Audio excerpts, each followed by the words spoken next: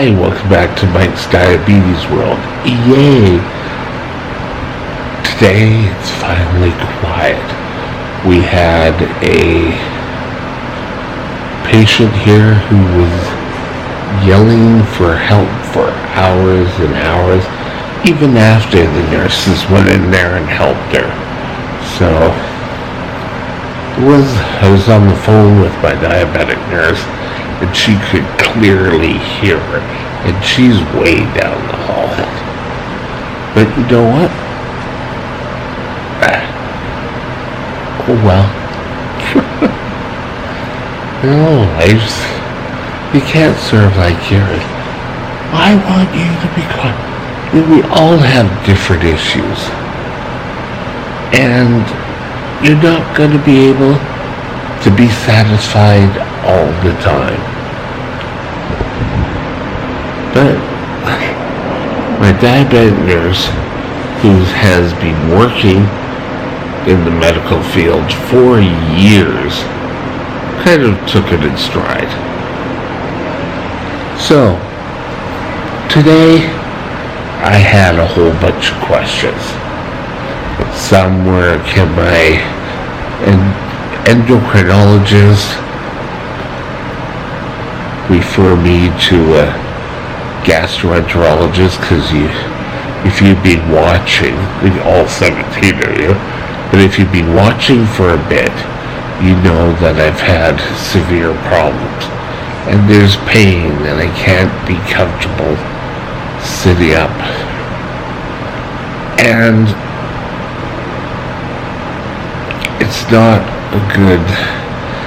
a good system. So we're gonna find out. So I've texted my doctor and asked him if he would do that. He basically, no, you have to go through your own GP. Now, we also discussed variable sugars. And I have been on this before, where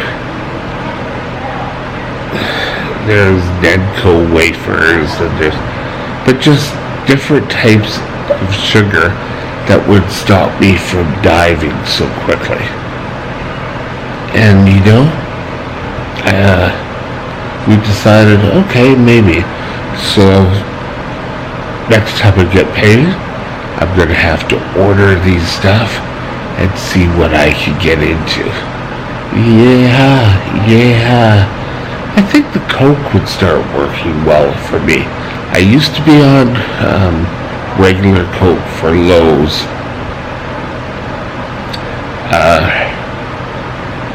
years ago, but things just stopped working. But I think, you know what? My glasses here. I think now they could possibly work. But there was Nedco wafers, there was a sandwich, there were digestive cookie, and it just slowly ramped up. I think the first was that you had some form of fruit juice. And then, you just kept building on the sugar. And then once your sugar started ramping up, or it may have been I got glucagon at first. I've got my fan spinning there. The rooms kind of get stuffy in here. So, we talked about that. I also asked her, and I think I mentioned this in the last couple of days, about not only counting carbs, but counting proteins and counting fats. And she said, for a type 1 diabetic like myself, don't have to worry about it. Because I'm eating carbs. For those diabetics who want to try the keto diet, then yes, there's a whole formula. It can be rather daunting. But you know, who knows? Maybe one day we'll all be on that. But I really don't want to be counting carbs and counting protein and counting fats and coming up with a calculation for the fats, the protein, and then just adding carbs. It would just be a mess. So we don't have to do that. We talked about my phone not sending the messages to my pump.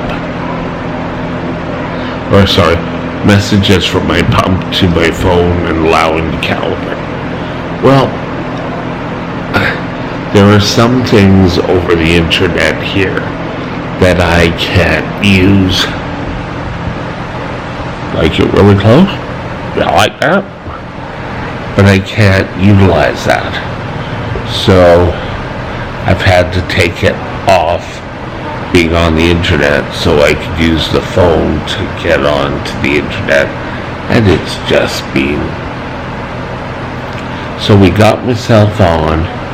It allowed her to see the past couple of days, and now at night it will start to send a calibration to CareLink. It is so much easier than before, where I'd have to get my little glucometer, stick it in the side, and then send messages, like bring it up and then send it. And it used to be like half an hour to 45 minutes. This makes it easier, and it also allows you to concentrate on how much insulin you're giving yourself or how much carbs you have.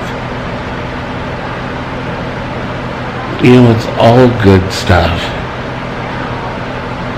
but it all you've got to figure out how it all works. You can't just sort of say, yes, I'm doing great at eating, but no, I'm doing lousy on giving me my insulin.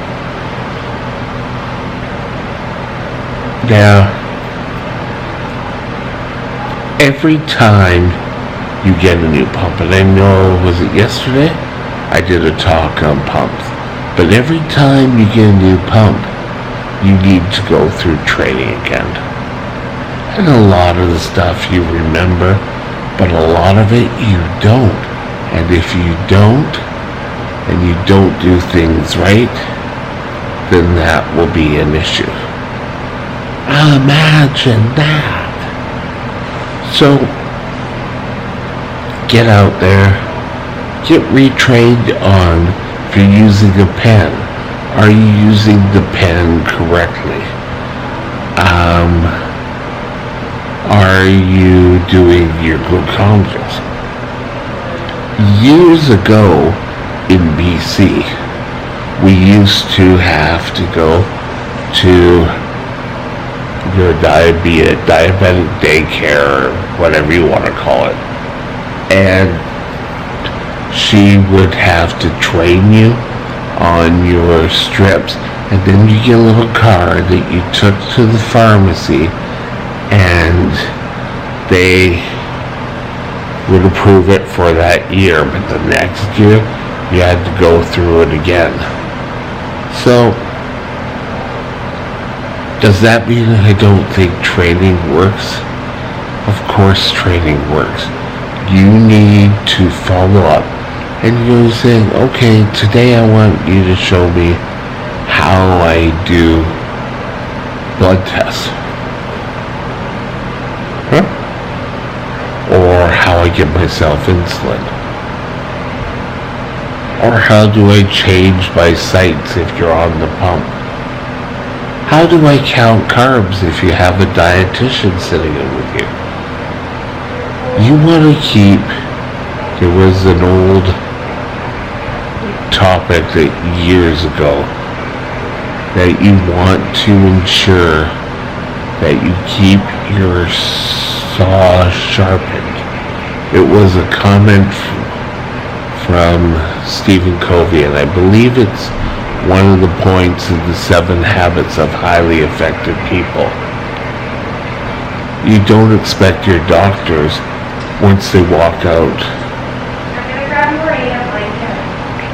of training, to stop learning.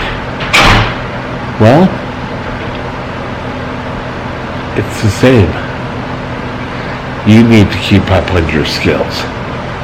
So think about it. Have a great day. We'll talk again soon. Bye now.